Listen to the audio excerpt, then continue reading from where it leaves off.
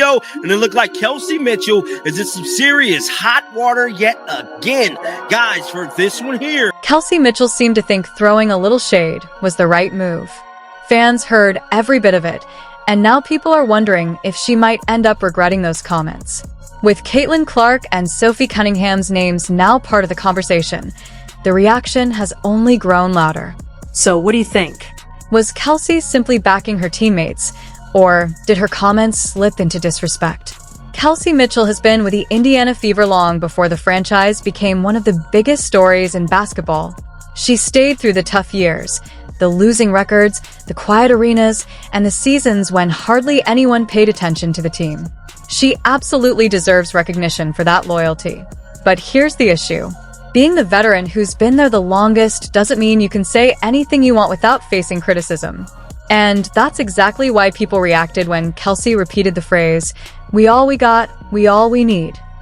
Been here for the good, the bad, the ugly, and pretty much ever since the team been trash. Now, ever since Caitlin has got to the team, ever since Caitlin has joined the team, the Indiana Fever has grown notoriety across the world. They is the hottest WNBA team in the country and pretty much one of the biggest teams in all of sports. With all of that being said, Kelsey Mitchell has been taking it upon herself to kind of say a little thing. On the surface, it sounded like a normal locker room slogan. Teams use phrases like that all the time to build unity and confidence. But context changes everything. Kelsey herself admitted the mantra really started gaining traction after Caitlin Clark went down with an injury. And that's where the controversy starts to grow. Teammates said yesterday that you started saying in the huddles, we're all we got, we all we need. Yeah, I said we all we got, we all we need, yeah. How did that kind of come about? And do you remember when you started sharing that message? Probably, it might have been after somebody got hurt. I won't even lie to you. It was early on. I think it was when CC got hurt, and I felt like it was deflating. It was hard for people to kind of see us and see our energy for what we brought to the table as a team.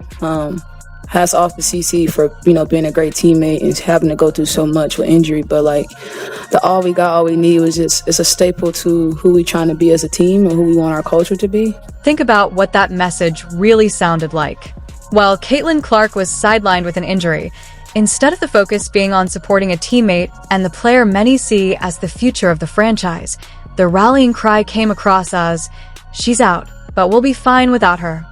Maybe that wasn't Kelsey Mitchell's intention, but that's the way a lot of fans interpreted it.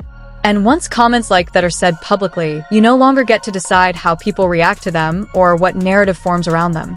She's dissing Caitlin Clark, but a lot of people is insinuating that. Now, we have seen time and time again members of her family even take shots at Caitlin Clark. Now, This isn't even the first time the Mitchell family has found itself tied to controversy involving Caitlin Clark.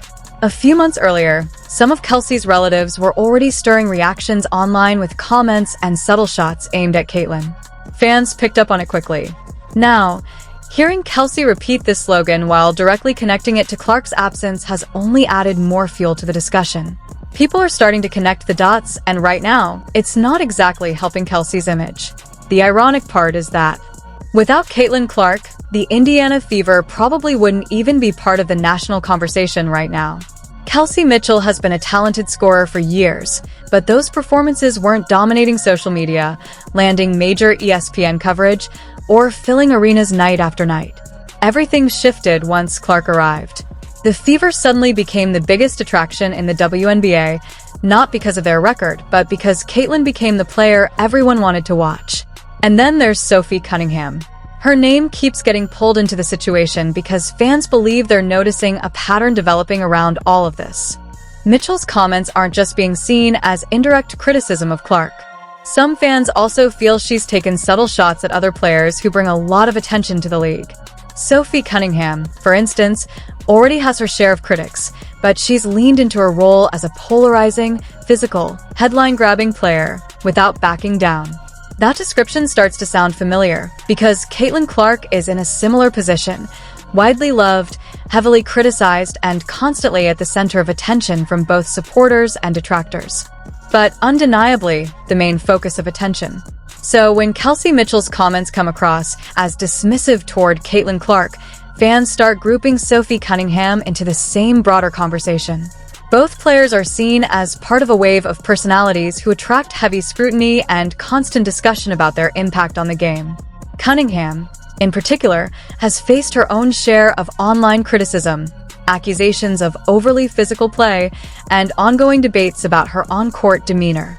Instead of consistent support from within the league, she often finds herself at the center of controversy. Now, Mitchell is being criticized under a similar lens, accused by some fans of tearing others down rather than building up unity within the team or the league. Kelsey, through all the ups and downs of this season, and I know you have bigger goals in mind, but the team ensured a 500 finish. Back-to-back years doing that. Yeah, it's a big deal. Right, given everything that this team has gone through this year, and the fact that you guys, I think, are one win away from securing a playoff spot, like, what did it take to kind of stay the course, and what does that mean to just at least get that one thing kind of checked off? It's definitely a stepping stone in the right direction. I think considering where this organization has been and some of the great players that's come through. Let's be honest about it. Kelsey Mitchell is a natural scorer and one of the most reliable bucket getters in the league. Her offensive consistency has been a big part of her value. But scoring alone doesn't automatically translate into leadership. Leadership also involves understanding timing, tone, and the bigger context around the team. So when comments like "we all we got, we all we need" come right after a teammate's injury, it can come across less like unity and more like exclusion. That's where the backlash and talk of regret start to build, because fans are paying close attention to how everything is being framed. And there's no denying the broader reality. The Indiana Fever's rise in visibility has been heavily influenced by Caitlin Clark's presence and the attention she brings to the team. Caitlin Clark, whether some people like it or not, is clearly the biggest driver of attention right now. The TV ratings, the sold-out arenas, the spike in merchandise sales, all of it has been tied heavily to her arrival. Kelsey Mitchell can drop 25 or even 30 points in a game, and it might barely make headlines until someone posts the stats afterward. But when Clark scores 15 points with a couple of deep threes, it can go viral almost instantly.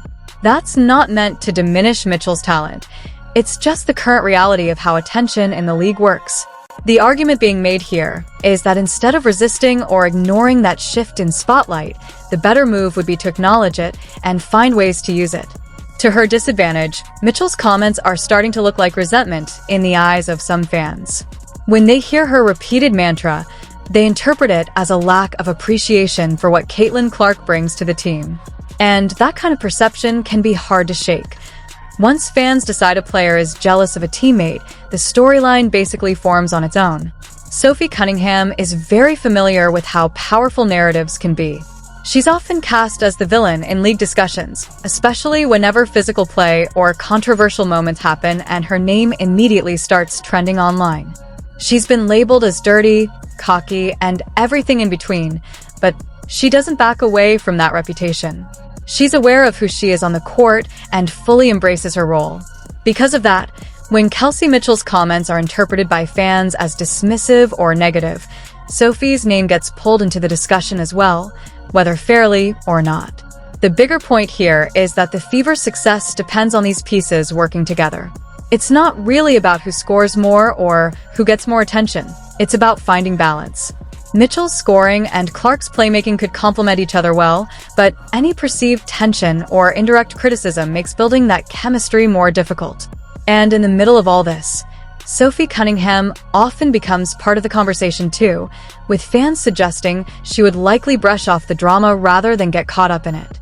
Sophie Cunningham understands this situation because she's already experienced it, being turned into the league's villain by fans and media. She's been called dirty, cocky, and criticized constantly, but she doesn't change her approach or back down from it.